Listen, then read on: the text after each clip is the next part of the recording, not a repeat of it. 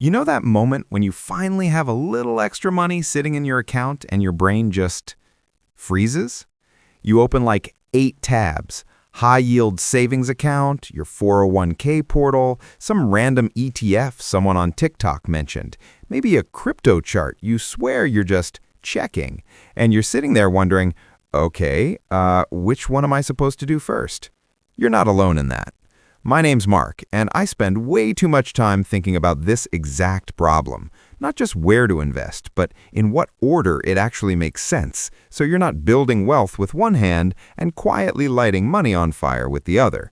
Because there really is a smarter order. And once you see it, the whole investing is overwhelming thing calms down a lot. You stop randomly throwing money at things and start feeling like, oh, there's a path. I just follow the steps. So let's talk through that path together. Step 0. Don't invest a house of cards. Weirdly, the smartest first move with investing is not investing. If you have no emergency fund and high-interest credit card debt, like 18 to 25%, then putting money into the market is like trying to build a skyscraper on a Jenga tower. Story-wise, I've seen people invest $300 a month into an index fund while paying 23% interest on a card. Their investments made, 7 to 10%?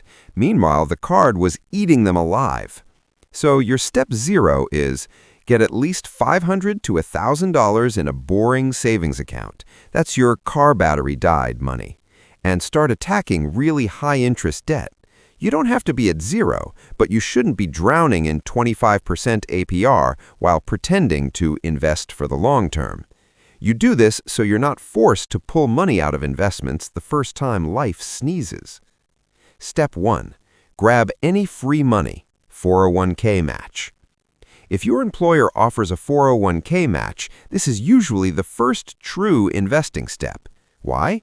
Because a match is basically you put in, say, 3% of your salary, they add another 3% on top instantly. That's a 100% return on those dollars before the market even touches it. There's nothing like that. Simple version, contribute at least enough to get the full match. Don't overthink the investments at first. A simple target date fund or broad index fund is fine while you get the order right. Even if you've got some debt, it's hard to walk away from free money that your future self will absolutely thank you for. Step 2. Kill high-interest debt while staying in the game. After you're grabbing your match, the next priority is usually brutal high-interest debt. Think credit cards at 18 to 25%, personal loans at double digits. The market, historically, might give you 7 to 10% over the long term. Those interest rates are guaranteed losses that beat almost any investing gain.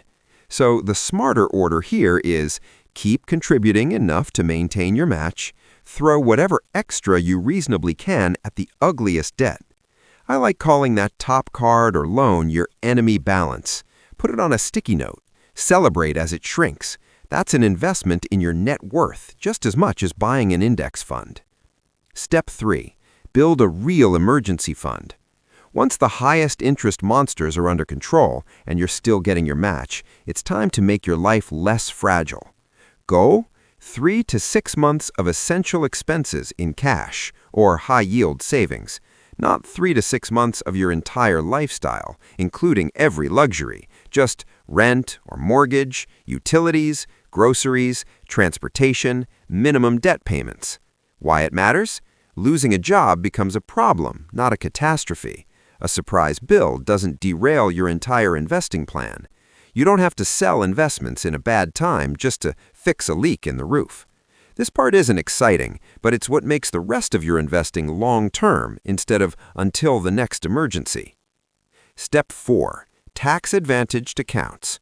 Roth IRA, if you qualify, more 401k, HSA. Now you're stable. This is where the fun compounding stuff really kicks in. You've got a few powerful tools depending on your situation. Roth IRA, if you qualify, you invest after-tax dollars. Growth and withdrawals in retirement are typically tax-free, great for long-term flexibility. More into your 401k, especially if the fees are decent and investment options are okay, it lowers your taxable income now. HSA, if you have a high deductible health plan, triple tax advantage, deductible going in, grows tax-free, and can be tax-free coming out for medical. The order within this order can vary, but a common path is 401k match, max Roth IRA if you can, then go back and increase 401k or HSA. The point is, you're filling up the tax-advantaged buckets that let your money grow with fewer leaks to the IRS. Step 5. Taxable investing and extra goals. After those buckets are handled, extra money can flow into a taxable brokerage account for medium to long-term goals, paying down lower interest debt faster, or big goals like a house down payment. In a taxable account, keep it simple. Broad index funds, low-cost ETFs, stuff you actually understand. This money is flexible. It's not locked up in retirement accounts, but it still works for you instead of sitting idle. Wrapping it up. So the smartest order to invest isn't some magic secret. It's more like building a stable staircase. 1. Tiny buffer and stop the worst bleeding, high interest debt. 2. Grab free money, 401k match. 3. Crush remaining high interest debt. 4. Build a solid emergency fund. 5. Fill tax-advantaged accounts. 6. Then grow with taxable investing and extra goals. You're not going to do all of this perfectly, and you don't have to. But if you even loosely follow this order, you avoid the most damaging mistakes, give your future self free money, and build a life where every extra dollar knows exactly where to go. Maybe tonight, instead of asking, "What should I invest in?" jot down which step you're actually on. Then just focus on the next one. One boring, smart move at a time is how people quietly end up wealthy, while everyone else is still asking the algorithm for the next hot stock.